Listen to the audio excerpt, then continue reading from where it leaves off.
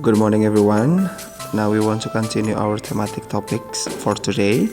But before it, I want to invite you to close your eyes and fold your hand because we want to pray. Let's pray. Our Heavenly Father, thanks to you because you still bless us until today. Now we want to continue our thematic topics. Please bless us, open our heart and our mind so that we can understand what this topic talk about. In the name of Jesus Christ, we pray to you. Amen. Alright kiddos, now we will continue in our thematic in tema ketiga, subtema 1 dan 2. Oke. Nah, di hari ini kita akan belajar banyak hal. Yang pertama, induktor dan isolator.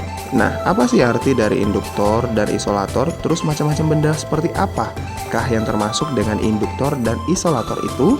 Nah, kita juga akan menjelaskan tentang pokok pikiran dalam teks eksplanasi serta membuat ringkasan teks eksplanasi.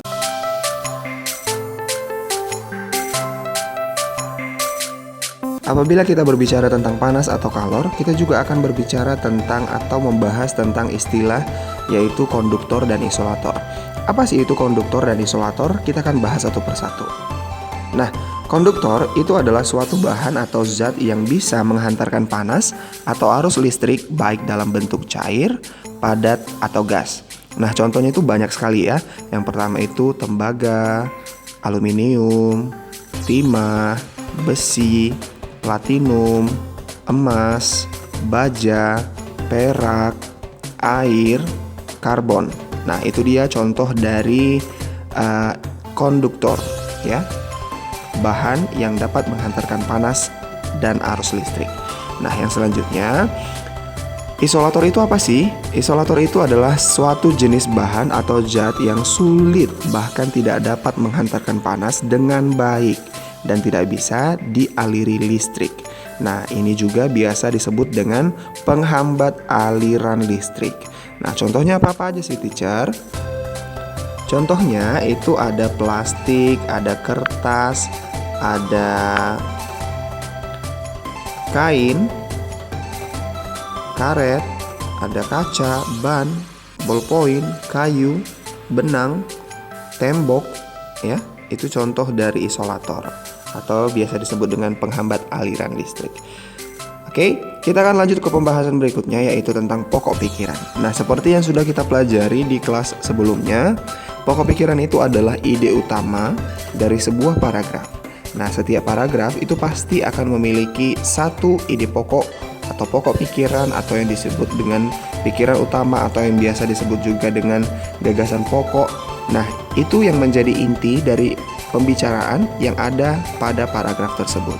Nah, teacher, bagaimana sih cara meringkas? Apalagi kalau misalnya di teks eksplanasi. Nah, kalau cara meringkas itu halnya sama ya, baik itu dalam narasi, eksplanasi, dan jenis-jenis teks yang lainnya. Nah, yang pertama, yang harus kamu lakukan adalah membaca teks keseluruhan teks atau teks naskah aslinya. Nah, yang selanjutnya, kamu akan tentukan atau harus tentukan dan catat gagasan utamanya dari setiap paragraf yang telah kamu baca. Nah, yang selanjutnya, setelah kamu catatkan gagasan utamanya, kamu tuliskan semua gagasan yang kamu dapat itu, gagasan utama yang kamu dapatkan itu menjadi satu ringkasan singkat dan tepat. Oke. Nah, yang terakhir, kamu harus teliti lagi ya dengan membaca kembali ringkasan yang telah kamu buat. Apakah ada ejaan yang salah atau apakah ada kalimat-kalimat yang kurang sempurna begitu. Oke. Hanya itu saja mungkin penjelasan teacher untuk di pembelajaran kali ini. Nah, untuk kamu jangan lupa untuk tugasnya, teacher akan kasihkan tugas yaitu membuat ringkasan dari sebuah teks eksplanasi yang berjudul Keindahan Aurora yang ada di halaman 116. I hope you can understand what I have taught to you before, and I hope you can send all of your tasks to your main teacher. Okay, keep healthy, stay at home, and don't go anywhere karena masih ada virus corona di luar. Jadi tetap sehat, tetap makan banyak supaya kamu gendut dan sehat. Okay, bye bye, God bless you.